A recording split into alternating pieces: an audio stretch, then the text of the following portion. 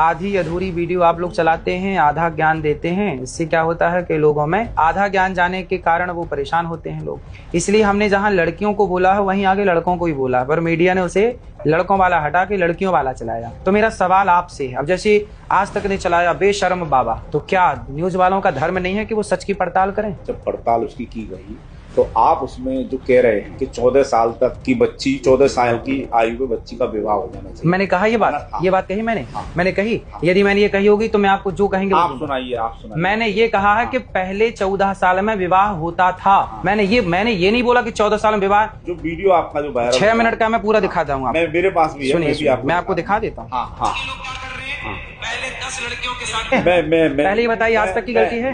मैं गलती को नहीं मानूंगा, क्योंकि जो आपने कहा है, आप एक संत हैं, पूजनीय है, ठीक है ना। लाखों लोग आपको पूछते हैं और कुछ ना कुछ होगा आप में, जब भी लोग पूछते हैं। दुनिया में बहुत लोग घूम रहे हैं, बहुत बड़ी बात होती है इतने लोगों को अपने पास बुलाना और इतने लोगों को। आप ही कह लीजिए, हमें तो मौका नहीं दे रहे कहने को, अब हमें कहने दीजिए। आपने कह लिया। देखो, ब्रह्म वैवर्त पुराण कृष्ण जन्म खंड अध्याय 75वां श्लोक नंबर 64।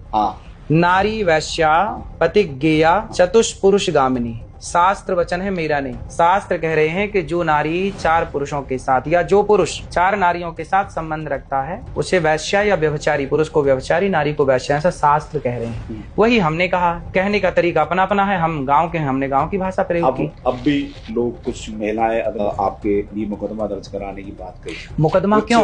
फांसी दीजिए मेरे को। तो काय को फांसी दे? हम कौन है फांसी दे? नहीं, आप लोग तो कह रहे हैं बेशर्म बाबा, तो फांसी दिलाइए मस्त।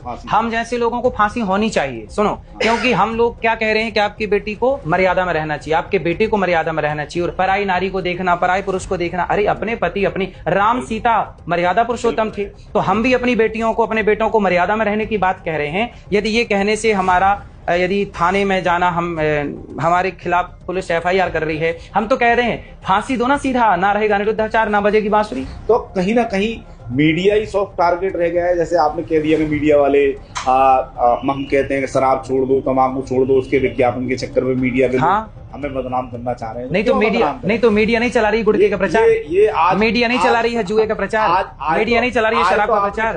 भाई मीडिया का काम है सत्य को लाना, पर सत्य को ना ला करके झूठ परोसवा रही है। अब बेशर्म बाबा का क्या मतलब है बताइए? कहाँ बेशर्म है? हमने कहा आपकी बहन बेटी को ताक लिया। यदि हम आपकी बहन बेटी को ताके कहीं बिगड़े हैं तो आपके बोल बहुत अच्छे हैं, हमारे बोल बिगड़ गए। आपके बोल तो पूजा करने योग्य। बेशर्म बाबा, वाह। संतों का इसी तरह मजाक बनाइए ना आप लोग, क्योंकि आपके पास पावर है, मीडिया के पास पैसा है। हम तो तिनका है मीडिया के सामने, आप कुछ भी बोलते रहिए बेशर्म बाबा। मतलब ये भाषा मीडिया वालों की सभ्य है?